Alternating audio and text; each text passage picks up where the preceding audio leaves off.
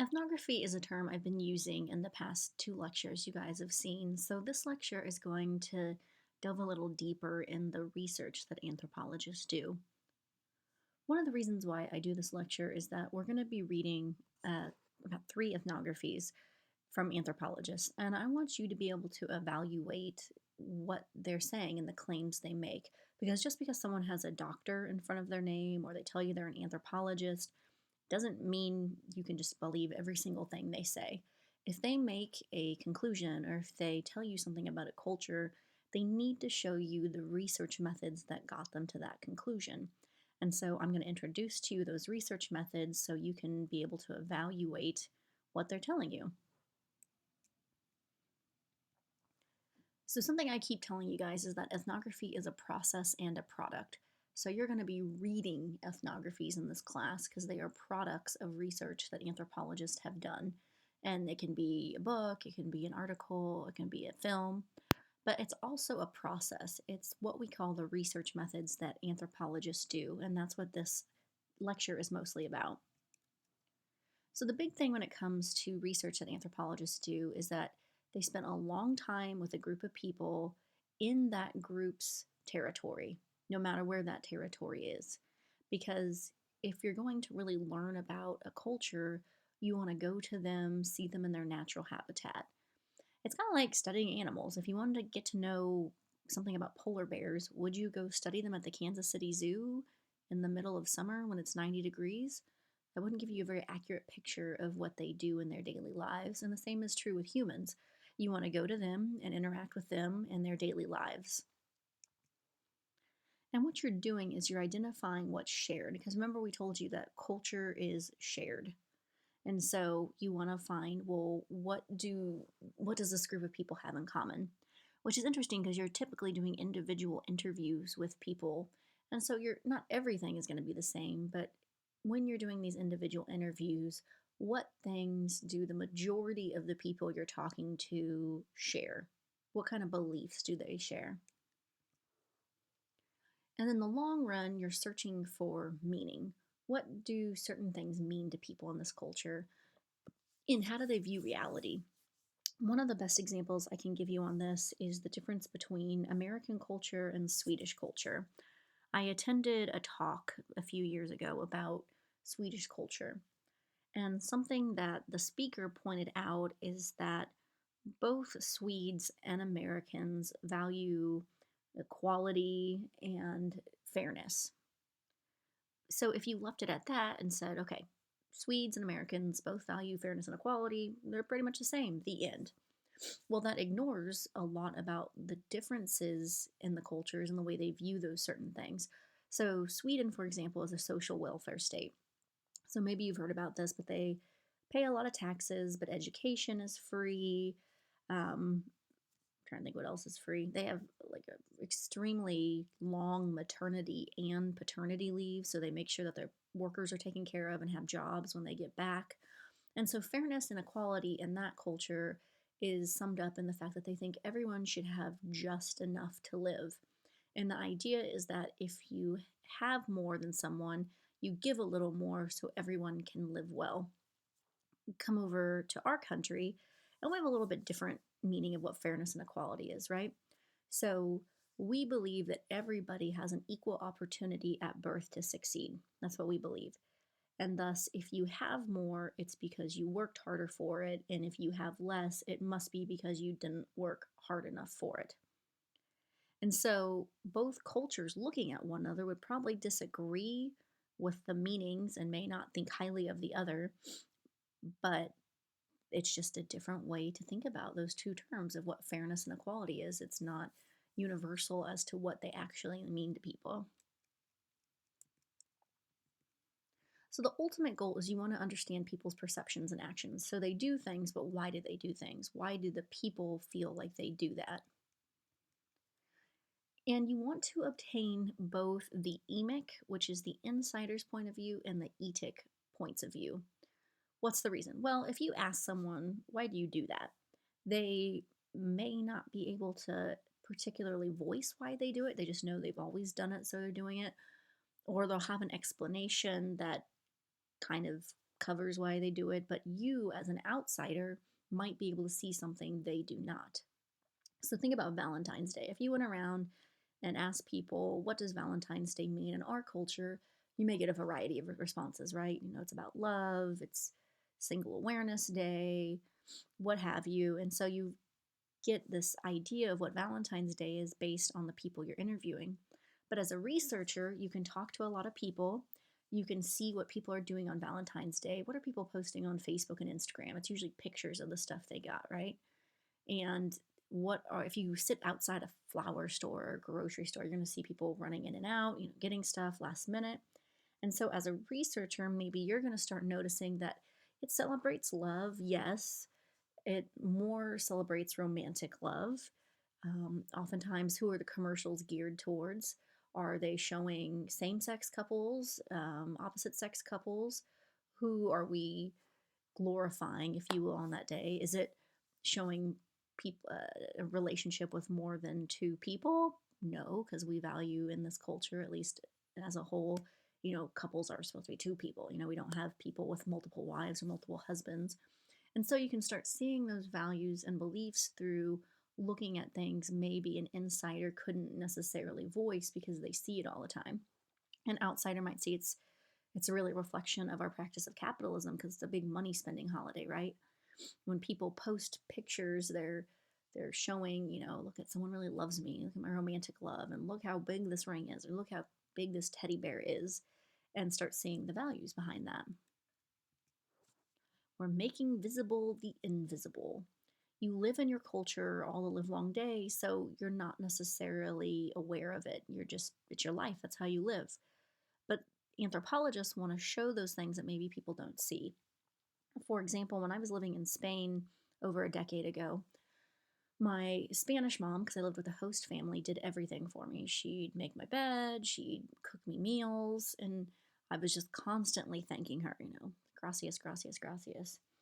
Well, one day she just kind of whops me on the shoulder while I'm saying gracias for the third time because they had 3-course lunches, and she said, "Stop saying thank you."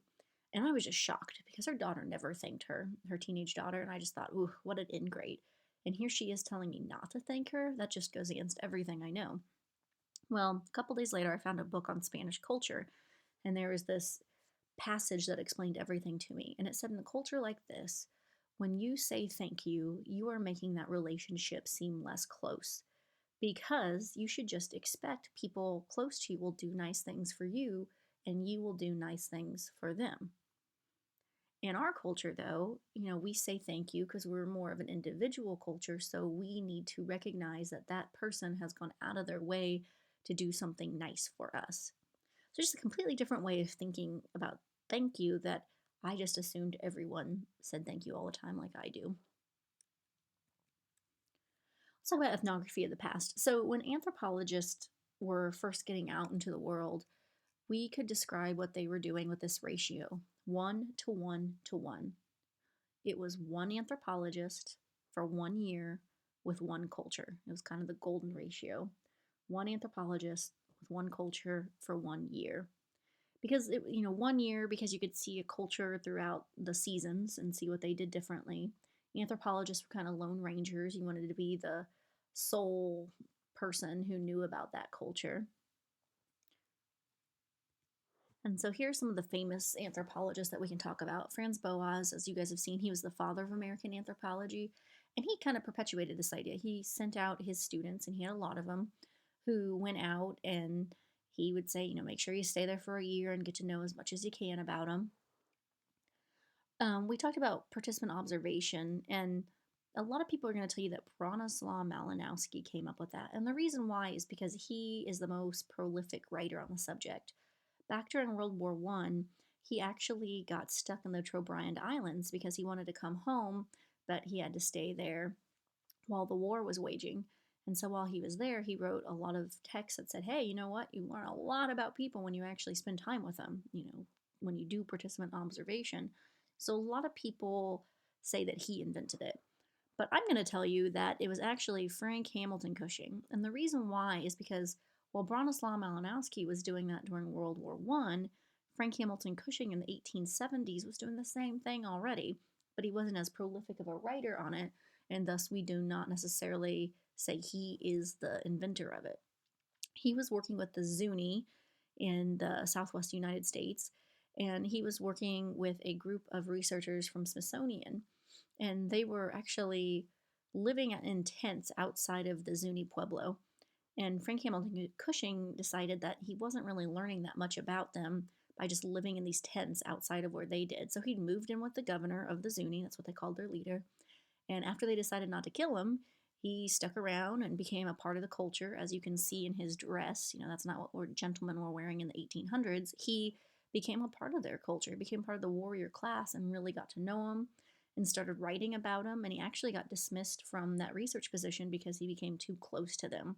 But he was already living with them and doing participant observation, decades before Bronislaw Malinowski was doing it. So let's talk about ethnographic methods. When you're wanting to do research, one of the first things you have to do is decide where you're going and what kind of research question you're going to figure out. Because you're not going to be okayed by your grad school advisor or any kind of money giving body if you just say, hey, I want to go to Tahiti and I don't know what I'll study. You have to have a research question. In my research, when I was in grad school, my research question was, do immigrant nonprofits provide the services that their clients need? So that was the jumping off point, and then I went to go see. You need to do a lit review, and you need to make sure you're doing some prep research. Has someone already answered your question? Because if they have, it's going to be pretty quick research, huh? Maybe you need to see what the climate is there. Maybe you need to learn some of the language that you're going to be exposed to while there, the rules, the laws, different things about the culture. You want to come there armed. Back in the day, when anthropologists hadn't yet experienced certain cultures, they would come in just fresh, not knowing anything about the culture and had to learn everything from scratch. But that's not necessarily the case today, and it might be a little safer if you go with some knowledge in hand. You are going to do some observation. So, standing back and taking a look at your surroundings, observing what people are doing, what people are saying, that's important. But first and foremost is participant observation.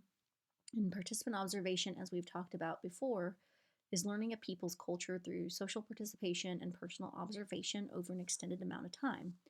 You spend time with people in their own habitat, right? And you participate in their lives, because you can learn a lot more if you're actually doing the same things that they're doing, helping prepare food, helping do a dance. What you're learning about their culture by being a part of it. And this is really important for us, okay? So, really important concept here. Wink, wink.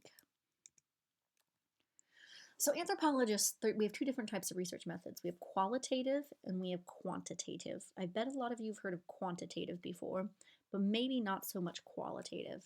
So, qualitative data is the kind of information you get from people that you can't count. Okay, it's non statistical. It's not the kind of stuff you can throw into statistical software. What does that mean? It could be personal life stories, customary beliefs and practices, settlement patterns, social networks of kinship relations.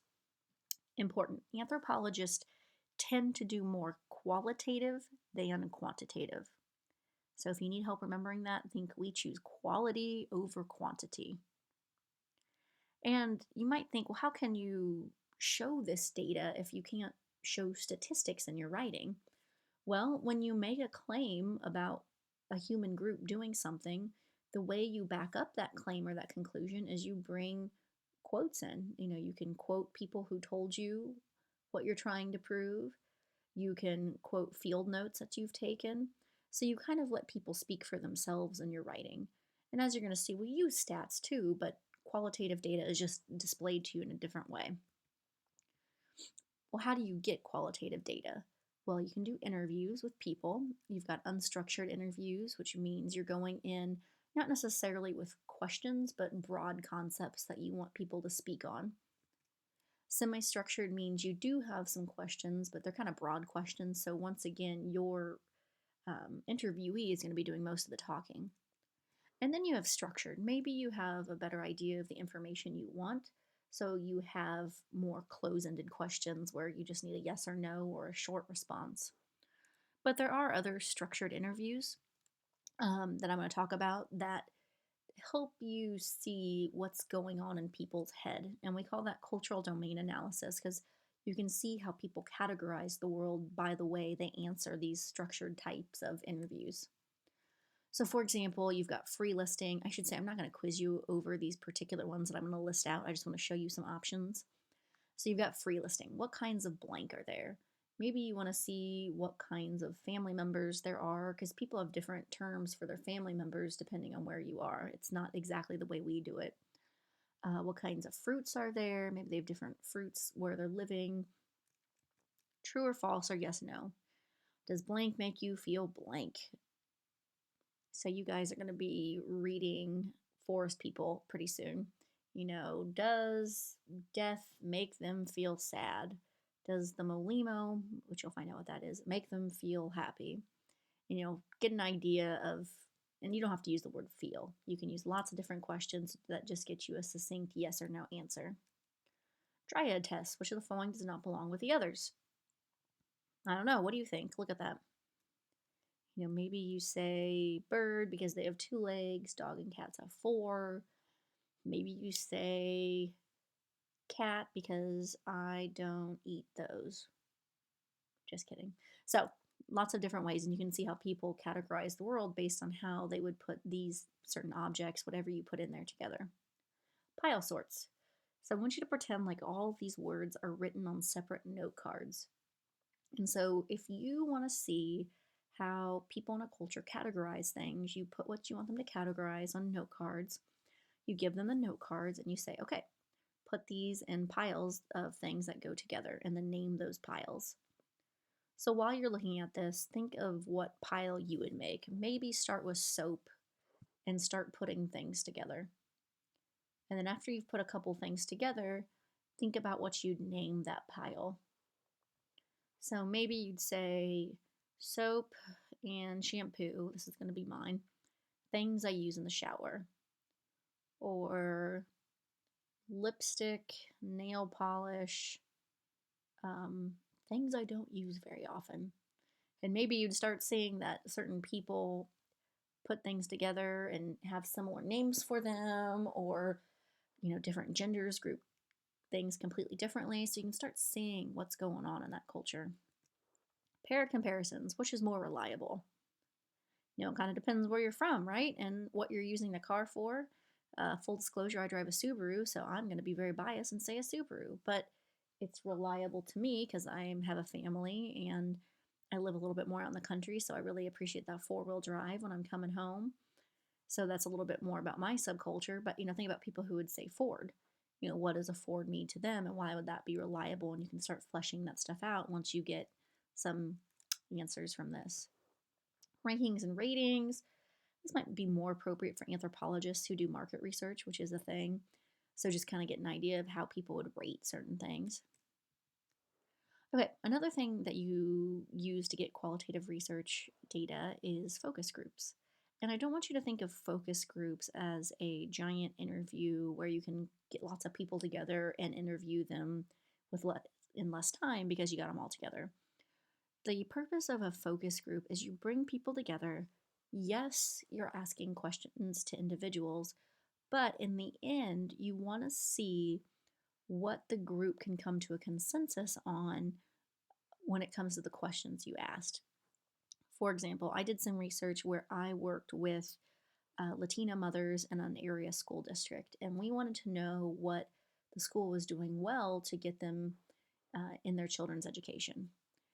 And so we asked the moms this, and of course I was asking them individually, but then one mom would say something that would remind another mom, oh yeah, I really like that. So at the end of the focus group, I'd say, okay, so what can we all agree that the school does well? And then we came to a couple of things, and that's culture in action, because you're watching a group of people kind of come to a consensus as to what they share and believe the school is doing well. Surveys. So we don't do a lot of surveys. This is more on what sociologists do, but there's lots of surveys where you can answer, or I should say ask, open-ended questions and let the people taking the survey, almost like an interview on paper, right? Or you can ask some short questions, but when it comes to qualitative research data, we're looking for more long-winded things, if you will. Field notes. Anthropologists in the field, if they're good, will take field notes at the end of the day or when they have time and talk about what they've done that day. It's kind of like an academic journal. So you talk about who you talked about and or talked to, what you saw, what you ate, just kind of to remind yourself when you go back, months or years later and want to write down what you saw and did, you've got it right there for you. Okay, quantitative. So we don't use this as much, but that doesn't mean we don't do it. Quantitative, as you guys may know, is just statistical or things you can count. And these things are nice because oftentimes you can put statistical data in software and it will spit out correlations and other interesting things to you. So here's some examples of things, things you can count. And I mean, you'll see this in papers because, you want to give percentages and numbers of things. But when you're trying to make a conclusion or make a point in a paper you're writing, it's less likely that you're going to be using stats so much as you're going to be using the qualitative data I was talking about earlier. So quantitative data, you can use surveys because you can count how many females you have, ages, those things like that. In those structured types of interviews I was talking about earlier, like the pile sorts and the ratings and rankings, you can use those in quantitative data. Maybe count how many people thought Subaru was more reliable, or count how many people put soap in the shower category. You can do both. Other methods, I'll go through this real quick. Photography, field notes are nice, but if you have some pictures of what you're doing, that can be great too. Filming, even better, right? Yeah, you took field notes, but here you have moving proof of what was going on, and you can see it if you forget months or years later. Diaries, this is kind of getting popular with market research anthropologists who maybe can't go live with people in their homes. You have people keep diaries of whatever behavior you're wanting to study. Okay, now it comes to analysis. So at the end of your research, anthropologists have just a ton of data. And you've got transcribed interviews, which means you've typed them all out, transcribed focus groups, you've got your field notes. What do you do with all of that? Because it's not as easy as plugging it into statistical software. They do make software for anthropologists to put this stuff in, and then it'll make word clouds for you, what words keep getting brought up, which is very nice to have. But there's some certain things they're going to be doing to analyze this, and one is a cultural analysis. You want to, whatever you're studying, you want to figure out what the socially created meaning of that thing is. So for example, up at JCCC, we have the Center for American Indian Studies, and they work alongside a research team at KU Med. And what they do is they work with American Indians. And one of the things that that population asked for was a smoking cessation program. And so before they went about constructing that, they did focus groups to try to get an idea of how they could tailor an appropriate smoking cessation group for this population. And something that kept popping up in their focus groups was the idea that there was recreational smoking and then there was religious smoking. And that was a socially created meaning that there were two different ways to smoke. And so, what they had to do when they created the smoking cessation program was to encourage people to not do the recreational smoking, but let them know the religious smoking was okay. And a lot of people said that this wouldn't be successful.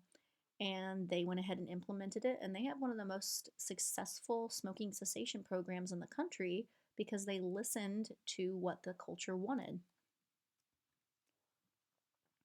And I'm sure while they were doing that cultural analysis, they were also doing a text analysis. So you have all this text in front of you, and you can use those software programs, or old school anthropologists would like cut their papers into little strips, and you would code. And what you're coding for is what topics or themes keep popping up. And then you'd write that in the side of the paper. So for example, my example before, a topic that I'm sure came up a lot while they're doing a text analysis is the difference between religious smoking and recreational smoking. And so they were able to code for those things and find out that they needed to tackle those things as separate things. Another thing is triangulation. This is when anthropologists come to a conclusion about something, but they come at it from different sources. So, going back to my Valentine's Day example, if I just asked one person in this class, hey, what does Valentine's Day mean? And let's say I found the Debbie Downer who said, well, Valentine's Day is Single Awareness Week, and I'd say, or Single Awareness Day, and I'd say, oh, okay, I'm going to put that in my paper. This is what Valentine's Day means. Well, I got a very biased view of that, right? So triangulation is saying, okay, well, let's ask more than one person. Let me go also see what people are doing on Valentine's Day. Let me go look on the computer. And then I am going to triangulate all that data, if you will, take all that data and come to a conclusion from all those different sources. Another thing is grounded theory. So instead of coming into the field with a theory explaining why people are doing what they do without even seeing it, anthropologists have turned more to grounded theory. And that's when you show up, study the group, maybe you experience something that they're doing, and after experiencing it, then you try to explain why they do it. So you guys are going to be reading Slaughterhouse Blues at the end of the semester. And one of the things they figure out there is that when meatpacking plants come to rural towns, they bring a lot of immigrants. And that was something Don Stoll learned only after experiencing it. And then he built this theory that if you're going to combat some of the issues that happen to cities when they get meatpacking plants, you need to do X, Y, Z to help and ease the growth. And he came up with that theory and now shares that with other towns who want to get meatpacking plants. So it's building a theory from the ground up. You witness the phenomenon first, and then you try to explain why it happens. All right, challenges of ethnographic fieldwork. There's a lot of difficulty when you're going outside of your own culture and living among other people. One of them, of course, is culture shock.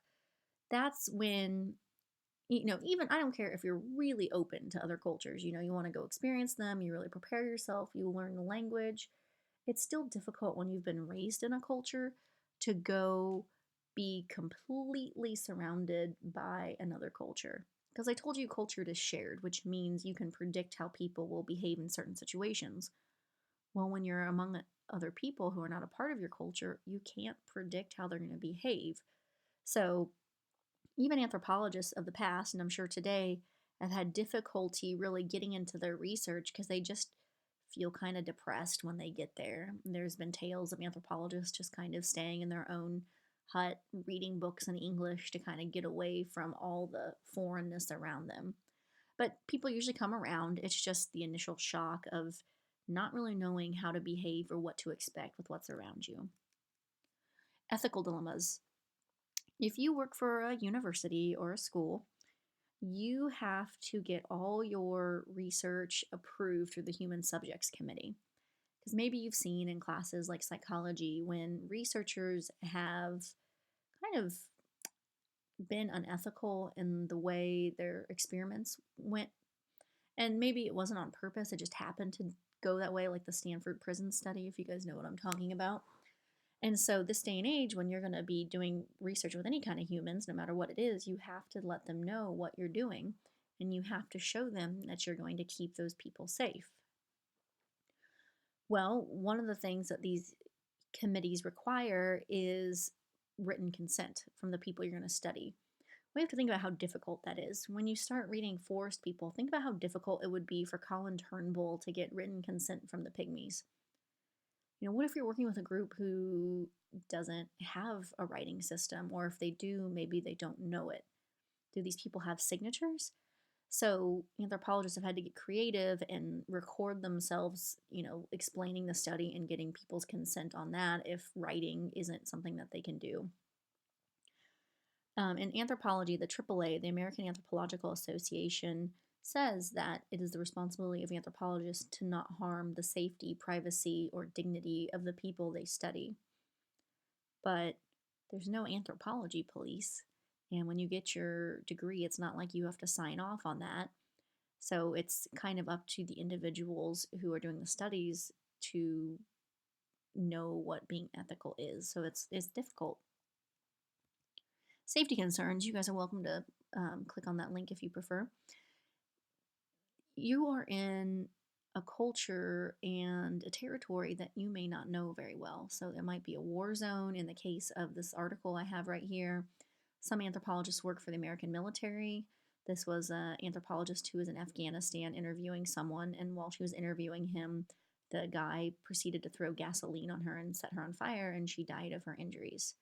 That's kind of an extreme, but are you a female in an area where females maybe aren't treated as well as they are here in America, or at least treated differently? There's even an account of an anthropologist who was in an area studying a culture and she just walked off a cliff on accident because she didn't know the terrain well enough. So you have to be careful and know your surroundings. And even when you read Forest People, Colin Turnbull is running around in a jungle where there are wild animals that could potentially eat them. That's just part of the field, I guess. Objectivity. You are a human with your own culture trying to explain another culture. So you already have some built in bias from being raised in a different culture. So, how do you talk about and describe this culture without using your own culture's terms or worldview? That's really hard. And one of the ways we try to step away from our personal bias is with as much reliability and validity as possible. Reliability means repeatability. Can somebody get the same answers as you or the same results? Validity is truth value. And you think about it, unlike scientists, like people who do what they call it the hard sciences, if you will. If they do an experiment and they get a certain conclusion, they have to see if other people can get those results. And that's the reliability built into that. Can you do the same experiment and get the same results? And if you can, it must be true. Well, that's hard for anthropologists because someone goes and studies a culture and then another person goes, there's no guarantee that they're going to get the exact same results. Because what if a woman goes first and then a man goes first? Will they have different access to different groups? There's been a case of an anthropologist who went 50 years after another anthropologist and tried to say, well, that one anthropologist got it wrong. Well, you guys saw that cultures are always changing. So 50 years is a long time for cultures to change. So maybe things did change and she didn't get it wrong. So even though we try to have reliability, validity is what we really count on, truth value. So that means we need to stay there for as long as we can until we really figure out why people do things or why they feel like they're doing that. Another thing is representation. You have to think about that Nasarema article you're going to read, right? Or you've read. You probably didn't even recognize yourself when you read it the first time because you were represented in such a way that it didn't even seem like you. Well, who's to say that people aren't doing that in documentaries or movies or things you read with other groups of people, and you just think that's how they are because that's how they've been represented? And anthropologists have tried to make sure that they do an accurate representation, and they'll say, when I'm done writing this culture group can look it over and make sure it's accurate. And sometimes culture groups will say, no, that's not us. We don't like to be represented that way. And what is an anthropologist to do? So, I have no answers here. I'm just saying that you have to make sure you're giving an accurate representation of the people you're showing. And maybe they won't like it, but you feel it's the truth. Or maybe they don't like it because it's not the truth and you haven't shown them in the correct way. Let's talk about ethnography today. So we're stepping away from that golden ratio, 1 to 1 to 1. And one thing is that we're working in teams. Think about the benefits here. Maybe you have a male and a female, multiple people to see different parts of the culture at the same time. It just gives you a lot of different viewpoints to think about and not just have one person who's the sole person of knowledge in that culture or of that culture. We're looking at our own cultures. So anthropologists, even though I had that little phrase in that last lecture, or sociology got the West, anthropology got the rest. Well, anthropologists are coming back west, sociologists are helping with the rest. We're looking at our own cultures. So I've seen anthropologists who will study you and me, and see what we want out of things like from Google. They hire anthropologists, Intel hires anthropologists, just looking at what you and I want. Rapid assessment. So the year was really nice when you wanted to see a culture throughout the seasons. But sometimes you're not looking at every single aspect of a culture and need to know them backwards and forwards. Maybe you just want to know about one thing that's important. And so we're seeing rapid assessment. The most rapid assessment I saw was in a day, and it's when they dropped anthropologists off in the Chicago school district to see how ESL classrooms were run. And so they dropped lots of anthropologists off at lots of different schools.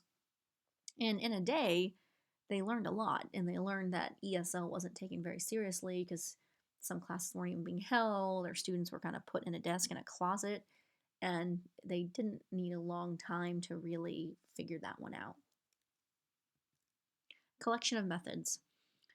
Whenever a good research method pops up, no matter what the field is, anthropologists are probably going to try it. We're kind of methodological vultures. We'll use what gets us some answers. All right.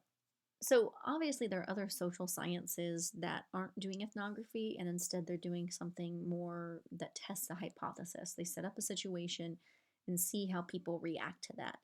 And you have to think anthropologists can't do that. If you're trying to befriend a culture and become a part of it, you can't set up these situations where you sit back and say, "Ooh, what's going to happen next?" Because it kind of feels like you're using the people while you're trying to live with them and befriend them. So, one of the things that makes us different is the relationship with the study community. An anthropologist is going to have a direct personal involvement with the people. They're going to want to collect their own data as opposed to sending graduate research assistants out. They want to make sure the study community knows who they are. The relationship with the research subjects is also going to be different. They are going to have a one down relationship. What does that mean? When anthropologists enter the field, they're kind of like kids or students of that culture because they don't know how to act appropriately, not yet. And so they have to learn and be shown by other people in that culture how to behave appropriately. And once they get there, they'll have a more level playing field. Uh, Researchers like psychologists have more of a one up relationship, and it has a purpose. We know that psychologists, when they conduct research, they don't necessarily want their subjects to know what's going on because they don't want that to affect the way they're going to behave. And so they have a one up relationship because they are kind of above their research subjects. They know what's going on. The research subjects do not. Make sense? The length of relationship as well. Anthropologists will spend a very long time with the people they're studying. Richard Lee, who studies the Kung Bushmen, who you will see in this class, he started studying them in the 1960s. He's still writing books about them. He's still going back to visit. So why do anthropologists spend so long with them? Well, it takes time for people to trust you. Think if someone wanted to study you as a JCCC student. Are you going to immediately open up to someone like that who's just hanging around? Probably not. It takes time to achieve the desired understanding. One of the things with Richard Lee, with the Kung, is that he was with them for, I think, 2 or 3 years before it really became clear to him that the Kung are very egalitarian. They value equality, so much so that they will make fun of anybody who tries to act better than somebody else. And Richard Lee, not really knowing it, kind of acts better than everybody else and gets made fun of, and he doesn't understand. He's kind of sad and confused, and they explain it to him, and he has this revelation, even though um, he's been with them forever. You see different sides of people in different circumstances. Think about a culture who does different things in different seasons of the year. Think about someone if they wanted to study you as a student. If they showed up to JCCC in the summer, are they really going to get an accurate depiction of what students do? Probably not. So you spend a long time with them to really get a full picture of everything. There's also methodological differences. So Anthropologists are eclectic, flexible, opportunistic. We use the methods that get us answers, right? And that's as opposed to methodological rigidity. Once again, like maybe in a field like psychology, where you need to ask the question the same way to the same person, or I should say the same way to each person, because you don't want there to be any difference that would change the way somebody answers the question. And that's important to them and it's understandable. But for anthropologists, sometimes you have to tweak things in order to get the things you need. So, for example, this quote comes from a book called The Professional Stranger by Michael Agar. And this is a anthropologist talking to a psychologist. If you ask a question and people laugh, you say, "Come on, this is serious." If I ask a question and people laugh, I wonder if there isn't something wrong with the question, which shows you that anthropologists have to always be aware of the culture they're around. And if the way they ask that question of that person doesn't really resonate with them, they need to figure out how to ask it in a way where people are more understanding of it. And Michael Agar has this great story in his book. He studies junkies for a living, so people who abuse drugs. And he is invited to this seminar where people are learning how to conduct surveys with junkies. And he's walking around, and a student raises her hand and asks him, "Hey, what do I do if I'm talking to a junkie and they just don't feel very comfortable with me?" And Michael Agar tells her, "Well, you need to make them feel comfortable. So maybe take them to a more comfortable spot. If there's a bar nearby, go sit at the bar, have them relax, get them a beer." And the person who's conducting this group at the time looks at him and says, "Just absolutely not. Because what if the next junkie you interview smells beer on your breath?" And Michael Agar, in an aside in this book, says, "I don't think I've ever met a junkie who would say, 'Listen, man, you smell like beer. I can't talk to you.'" So it's the importance of knowing your audience and knowing what methods you need to get to know that culture. All right, so you guys are armed with what ethnographic methods are and what anthropologists should be doing. So as you read the ethnographies we're going to do, the Forest People, Slaughterhouse Blues, and Golden Arches East, if anthropologists are making claims and conclusions, make sure they're showing you the research methods they use to get to those conclusions.